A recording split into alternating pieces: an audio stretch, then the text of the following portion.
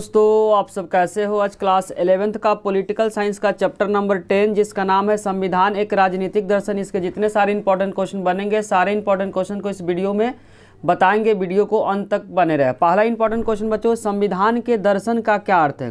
Chapter का नाम ही बच्चों संविधान एक राजनीतिक दर्शन है। तो क्वेश्चन है संविधान के दर्शन का क्या अर्थ है, इसके बारे में क्या करना है, बताना है।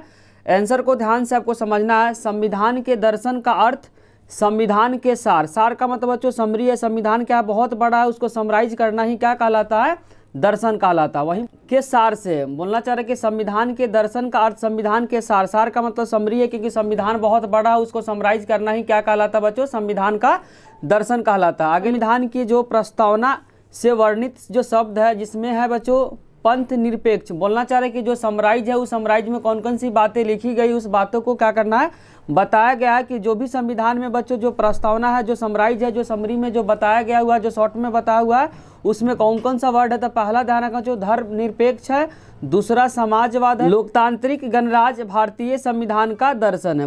बच्चों जो भी शॉर्ट में जो बातें लिखी गई है ध्यान रखना बच्चों। संविधान का दर्शन का मतलब होता है संविधान क्या बहुत बड़ा है, उसको समराइज कर ही बताना क्या कहलाता है बच्चों, संविधान का दर्शन कहलाता है। और उसमें कौन कौन सी बातें लिखी गई है, जो समराइज है, जो वर्णित जो शब्द है, उसमें ध्यान आपको रखना पथ निरपेक्ष है, समाजवादी है, लोकतंत्र गणराज्य, भारतीय संविधान का क्या है, दर्शन है। संविधान के दर्शन का क्या अर्थ है, तो ध्यान रखना बच्चों संविधान का दर्शन का अर्थ होता है संविधान के सार से है।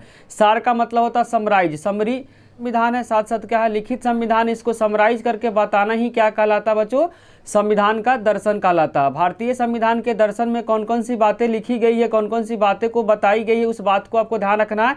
पहला उसमें बच्चों पंथ निरपेक्ष है, दूसरा समाजवाद है, तीसरा क्या लोकतांत्रिक गणराज्य, भारतीय संविधान का क्या है, दर्शन है। इन्हीं सब बातों को क्या किया बच्चों, भारतीय संविधान के जो समराइज में क्या किए बताई गई है। बहुत इंपॉर्टेंट है क्वेश्चन है बच्चों। क्वेश्चन नंबर 2 में भारतीय संविधान में कोई दो विशेषताओं को क्या करना है, बताना। कि भारतीय संविधान में बहुत सारे विशेषता है, जिसमें से आपको क्या करना, दो विशेषता को बताना है। तो पहला विशेषता बच्चों मौलिक अधिकार। भारतीय नागरिक को बहुत सारे मौलिक अधिकार दिए गए हैं, वही मौलिक अधिकार के बारे में क्या करना, बताना है। तो लिखा हुआ है भारतीय संविधान में भारतीय नागरिकों को कुछ क्या दिए गए, मौलिक अधिकार प्रदान किए गए हैं। संविधान ने अपने नागरिकों की जैसे समानता का अधिकार, भारत के अंदर क्या बच्चों सभी समान है, या अमीर हो या गरीब हो। तो वही बोलना चाह रहा संविधान में अपने नागरिकों को समानता का अधिकार। समानता का अधिकार मतलब हुआ कि बच्चों न्यायालय के सामने क्या सभी क्या समान है, कोई बड़ा कोई छोटा नहीं है, अमीर हो या गरीब हो, सभी क्या बच्चों इक्वली है। इसीलिए यहाँ पे लिखा समानता का अधिकार। अधिकार में ध्यान रखना कि समानता का अधिकार है, दूसरा क्या स्वतंत्रता का अधिकार है। कोई भी इंसान क्या स्वतंत्र भारत के किसी भी कोने में क्या कर सकता है, जाकर बच सकता है, वो क्या है, नागरिकों को स्वतंत्रता का अधिकार है। उसका तीसरा को ध्यान रखना जो शोषण के विरुद्ध क्या है, अधिकार है। 14 साल से कम बच्चों को अगर किसी इंडस्ट्री में काम करवाया जा रहा था क्या शोषण के विरुद्ध है, वह क्या कर सकता है, अपील कर सकता है। तो ध्यान रखना मौलिक अधिकार में पहला समानता का अधिकार है। समानता का अधिकार का मतलब है सभी को क्या मिलना, समान अवसर मिला। दूसरा क्या स्वतंत्रता का अधिकार, सभी को क्या स्वतंत्रता मिली है कि भारत के अंदर वो कहीं क्या कर सकता है, बच सकता है, अपने रोजी रोटी के लिए क्या कर सकता है, भारत के अंदर कहीं भी जा सकता है। तीसरा ध्यान रखा शोषण के विरुद्ध अधिकार। अगर 14 साल से कम बच्चों को इंडस्ट्री में काम करवाया जा रहा है तो क्या है, शोषण के विरुद्ध क्या है, कीर्ति एवं शिक्षा संबंधी अधिकार है। सभी कीर्ति एवं शिक्षा संबंधी अधिकार, सभी को क्या है, शिक्षा का अधिकार हुआ क्या कर सकता है, शिक्षा ग्रहण करने के लिए एक जगह से दूसरे जगह क्या कर सकता है, जा सकता है। और लास्ट लिखा बच्चों संवैधानिक उपचारों का अधिकार। अगर बच्चों भारतीय संविधान में किसी भी इंसान का अगर मौलिक अधिकार का हनन हो रहा है तो वह कहाँ जा सकता है बच्चों, न्यायालय में जा सकता है। वहीं लिखा है संवैधानिक उपचारों का अधिकार। अम्बेडकर ने क्या बोला बच्चों, हृदय और आत्मा का। संवैधानिक उपचारों का अधिकार, किसी भी इंसान का अगर मौलिक अधिकार का हनन हो रहा है तो क्या कर सकता है बच्चों, कोर्ट में जा सकता है, वहाँ पे अपील कर सकता है। इसीलिए भीमराव अम्बेडकर ने संवैधानिक उपचारों को अधिकार को क्या बोला बच्चों, हृदय और आत्मा बोला हुआ। तो इस पॉइंट को ध्यान रखना है बच्चों। भारतीय संविधान में बहुत सारे मौलिक अधिकार दिए गए, सभी मौलिक अधिकारों को आपको क्या करना, याद करना। पहला बच्चों समानता का अधिकार है, दूसरा स्वतंत्रता का अधिकार है, तीसरा शोषण के विरुद्ध अधिकार है, और चौथा संस्कृति एवं शिक्षा के अधिकार, और पांचवा आपको ध्यान रखना संवैधानिक उपचारों का अधिकार। संवैधानिक उपचारों का अधिकार को डॉक्टर भीमराव अम्बेडकर ने हृदय और आत्मा कहा, क्योंकि बच्चों इसमें किसी भी नागरिक का अगर मौलिक अधिकार का हनन हो रहा है तो वह क्या कर सकता है, वह कोर्ट में जाकर अपील कर सकता है। दूसरा ध्यान रखना बच्चों, भारतीय संविधान का जो विशेषता वह पंथ निरपेक्ष राज है। ध्यान रखना बच्चों, पंथ निरपेक्ष राज एक अलग से भी क्वेश्चन आ सकता है, लेकिन यहाँ पे हम बता रहे हैं बच्चों भारतीय संविधान की विशेषता, बहुत इंपॉर्टेंट पॉइंट है पंथ निरपेक्ष राज।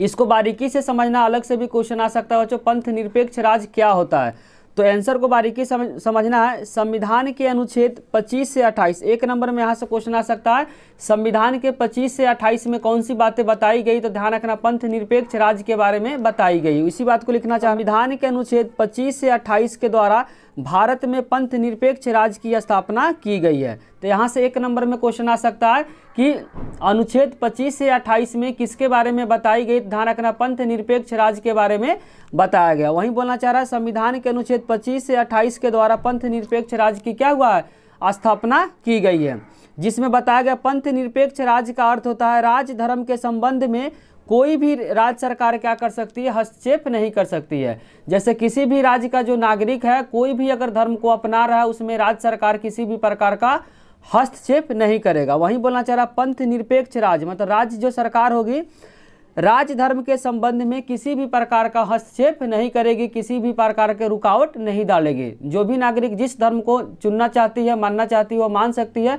उसमें किसी भी प्रकार का जो राज्य सरकार होगा हस्तक्षेप नहीं करेगा। आगे लिखा प्रत्येक धर्म को पूरी स्वतंत्रता और समान आदर मिलेगा। बोलना चाह रहा क्वेश्चन बच्चों, भारतीय संविधान में यह बात बताई गई कोई भी नागरिक किसी भी धर्म को मान सकता है, किसी पार्टिकुलर धर्म को ज़्यादा महत्व नहीं दिया जाएगा, सभी धर्म को इक्वली क्या दिया जाएगा, महत्व दिया जाएगा, को पूरी स्वतंत्रता और समान आदर मिलेगा। भारतीय संविधान में बच्चों जितने सारे धर्म है, जैसे हिंदू धर्म है, मुस्लिम धर्म है, ईसाई धर्म है, सभी को क्या बराबर इंपॉर्टेंस मिला, सभी को बराबर क्या महत्व दिया गया। ये नहीं कि हिंदू धर्म को ज़्यादा इंपॉर्टेंस दिया या ईसाई धर्म को कम दिया। भारतीय संविधान में जितने सारे धर्म है, सभी धर्म को बराबर महत्व दिया गया है, और भारतीय संविधान में कोई भी नागरिक किसी भी धर्म को क्या कर सकता है, अपना सकता है, उसको पूरी क्या है, आज़ादी मिला हुआ। इसीलिए आपको बोलना चाह रहा प्रत्येक धर्म को पूरी स्वतंत्रता और समान आदर मिलेगा। बच्चों सभी धर्मों को जो आदर है, जो भाव है, क्या है, बराबर मिलेगा। भारत के अंदर कोई भी नागरिक किसी भी धर्म को अपना सकता है। भारतीय संविधान में सभी धर्म को क्या इक्वल माना गया है, और किसी भी प्रकार का उसमें भेदभाव नहीं है, सभी को बराबर और समान आदर भाव मिलेगा। इन पेपर के पॉइंट अभी से बहुत इंपॉर्टेंट बच्चों, क्वेश्चन नंबर 3 में बच्चों लिखा भारतीय संविधान उधार का पुलिंदा या बैग नहीं है, इस कथन के पक्ष में क्या करना, आपको तर्क देना है। तो ध्यान से समझना बच्चों, भारतीय संविधान उधार का पुलिंदा नहीं है, क्योंकि हमारे संविधान निर्माताओं ने विदेशी संविधान की आंख मूंद कर नकल नहीं की है। बोलना चाह रहा बच्चों, भारतीय संविधान के जो निर्माता है, विदेशी संविधान को आंख मूंद कर नकल नहीं किया, पहले क्या किया, उसको स्टडी किया है, स्टडी करने के बाद जो अच्छा लगा उसी बात को क्या किया, भारतीय संविधान में शामिल किया। पूरे भारतीय संविधान जो निर्माता है बच्चों, विदेशी जो संविधान है उसका स्टडी किए, पढ़ाई किए, उसके बाद जो अच्छा लगा अपने देश के लिए उसी को क्या किया बच्चों, नकल किया। वही बोलना चाह रहा है, उन्होंने विदेशी संविधान की आंख मूंद कर नकल नहीं किया, बल्कि उन्होंने विदेशी संविधान में शामिल किया गया जो अपने देश की परिस्थितियों के अनुकूल है, उसी को क्या किया, विदेशी संविधान से लिए हैं। बोलना चाह रहा क्वेश्चन के अंदर बच्चों, भारतीय संविधान निर्माताओं ने विदेशी संविधान को आंख मूंद कर नकल नहीं किया, पहले क्या किया बच्चों, उस संविधान को पढ़े, और उस संविधान को पढ़ने के बाद जो भारतीय संविधान देश को चलाने के लिए जो अच्छा लगा उसी बात को क्या किया बच्चों, विदेशी संविधान से जो संविधान निर्माताओं ने क्या किया, नकल किया। आंख बंद करके नकल नहीं किए, जो भी देश के लिए अच्छा लगा उसी बात को क्या किया, विदेशी संविधान से उठाया गया। इसी बात से हम कह सकते हैं बच्चों कि भारतीय संविधान उधार का पुलिंदा नहीं है, क्या है, बैंक नहीं है, क्योंकि वहाँ पे विदेशी संविधान को क्या किए, स्टडी किए, पढ़ाई किए, और जो उसमें से अच्छा लगा वह संविधान से क्या किए, भारतीय संविधान में शामिल किए। पूरा का पूरा नकल उसमें से नहीं किया, जो भी देश के लिए अच्छा लगा उसको वहाँ से क्या किया, विदेशी संविधान से नकल करके भारतीय संविधान में उसको शामिल किया। से आपको समझाते हैं ताकि आप अच्छे से क्या जाए, समझ में आ जाए। जो भारतीय संविधान जो निर्माता थे, विदेशी संविधान को पहले क्या किए, पूरी तरीके से स्टडी किए, और जो भारत के संविधान के लिए, भारत के नागरिक के लिए जो अच्छा लगा उसी को क्या किया, वहाँ से नकल किया और अपने भारतीय संविधान में उसको शामिल किया। जितने सारे बच्चों विदेशी संविधान को भारतीय संविधान निर्माताओं ने पहले क्या किया, उसको स्टडी किया, स्टडी करने के बाद जो भी बातें उसको अच्छे लगे उस बातों को क्या किया, भारतीय संविधान में शामिल किया। पूरी के विदेशी संविधान की पूरी बातें को क्या किया बच्चों, नकल नहीं किया। जो भी भारतीय संविधान के लिए अच्छा लगा उसी बात को नकल किया। तब इसके वजह से हम बोल सकते हैं बच्चों भारतीय जो संविधान उधार का पुलिंदा नहीं है, सारे के सारे नकल नहीं किए। जो भी जो बेनिफिट हुआ भारत के नागरिक के लिए जो अच्छा लगा वहीं क्या कि भारतीय संविधान निर्माताओं ने विदेशी संविधान से लिया और भारतीय संविधान में क्या कर दिए, शामिल कर दिए। इन्हीं कारणों से हम बोल सकते हैं बच्चों भारतीय संविधान निर्माताओं ने, इन्हीं कारणों से हम बोल सकते हैं बच्चों भारतीय संविधान उधार का पुलिंदा या बैंक नहीं है, क्योंकि पूरे का पूरे नकल नहीं हुआ है। अब हम स्टार्ट करें बच्चों क्वेश्चन नंबर 4। क्वेश्चन नंबर 4 बच्चों पेपर के पॉइंट ऑफ व्यू से बहुत इंपॉर्टेंट है। क्वेश्चन है संविधान की प्रस्तावना या उद्देशिका का क्या अर्थ है। सर को बारीकी से समझना है। संविधान की प्रस्तावना संपूर्ण संविधान की सार से, सार का मतलब जस्ट पहले बताए थे, सार का मतलब होता है बच्चों समरी। भारतीय संविधान क्या बहुत बड़ा और लिखित संविधान है, उसको समराइज करना ही क्या कहलाती है बच्चों, प्रस्तावना कहलाती है।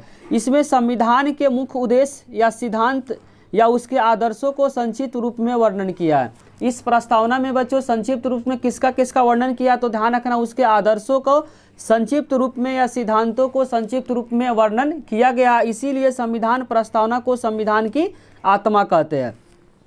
तो ध्यान रखना बच्चों संविधान की जो प्रस्तावना संपूर्ण संविधान के सार से, सार का मतलब होता है बच्चों समरी, क्योंकि भारतीय संविधान क्या लिखित संविधान है, बहुत बड़ा संविधान है, उसको समराइज करना ही क्या कहलाता है, प्रस्तावना कहलाता है। इसमें संविधान के मुख्य उद्देश्य है, सिद्धांतों तथा उसके आदर्शों को संक्षिप्त रूप में क्या मिलता है, वर्णन मिलता है। इसीलिए संविधान की प्रस्तावना को हम लोग बोलते हैं बच्चों संविधान की आत्मा कहते हैं। अब हम लोग स्टार्ट करें बच्चों क्वेश्चन नंबर 5। बच्चों आपको समझने में किसी भी प्रकार का डाउट हुआ तो कमेंट बॉक्स में जरूर लिखिए। अब हम लोग स्टार्ट करें बच्चों क्वेश्चन नंबर 5। भारतीय संविधान की उद्देशिका, अभी जस्ट बच्चों यहाँ ऊपर में उद्देशिका वर्ड आया था, में दिए गए किन्हीं 2 आदर्शों के बारे में क्या करना आपको बताना। तो पहला ध्यान रखना बच्चों भारतीय संविधान के उद्देशिका या आदर्शों में 2 बात बताने के लिए बोला गया। तो पहला आपको ध्यान रखना न्याय। प्रत्येक नागरिक को सामाजिक, आर्थिक और राजनीतिक न्याय संविधान क्या करती है, दिलाती है। तो बोलना चाह रहा कि प्रत्येक नागरिक को सामाजिक हो गया, आर्थिक और राजनीतिक न्याय संविधान द्वारा क्या होती है, प्राप्त होती है। दूसरा आपको ध्यान रखना चाहिए स्वतंत्रता। भारतीय संविधान के उद्देशिका में बच्चों 2 आदर्शों के बारे में क्या करना है, बताना है। तो पहला आदर्श आपको ध्यान रखना न्याय। प्रत्येक नागरिक को क्या मिलेगा बच्चों, सामाजिक, आर्थिक और राजनीतिक रूप से क्या मिलेगा, न्याय मिलेगा। दूसरा आपको ध्यान रखना उद्देशिका में स्वतंत्रता। प्रत्येक नागरिक को विचार, अभिव्यक्त, धर्म की उपासना की पूरी तरीके से क्या स्वतंत्रता मिली हुई है। बोलना चाह रहा बच्चों स्वतंत्रता में प्रत्येक नागरिक को यह स्वतंत्रता मिली है, किसी भी धर्म को क्या कर सकता है, अपना सकता है, अपने धर्म का प्रचार प्रसार कर सकता है। इसमें किसी भी प्रकार का जो राज्य सरकार या केंद्र सरकार हस्तक्षेप नहीं करेगी। तो ध्यान रखना भारतीय संविधान के उद्देशिका में 2 आदर्श में पहला ध्यान रखना न्याय। भारतीय समाज में हर एक नागरिक को क्या मिलेगा बच्चों, सामाजिक, आर्थिक और राजनीतिक रूप से न्याय मिलेगा। स्वतंत्रता में प्रत्येक नागरिक को क्या मिला बच्चों, अपने धर्म को क्या कर सकता, अपना सकता, प्रचार प्रसार कर सकता। इसमें किसी भी प्रकार का राज्य केंद्र सरकार हस्तक्षेप नहीं करेगी। बचे हुए क्वेश्चन को बच्चों हम लोग पार्ट नंबर 2 में लेकर आएंगे। अगर बच्चों वीडियो अच्छी लगी तो लाइक, कमेंट और सब्सक्राइब करना चैनल को ना भूले। कोई भी डाउट हो तो कमेंट सेक्शन में जरूर लिखिए। आप लोग का कमेंट ही बच्चों हम लोग को मोटिवेट करता है वीडियो बनाने के लिए, और साथ साथ दोस्तों के साथ शेयर करना भी ना भूले। Thank you.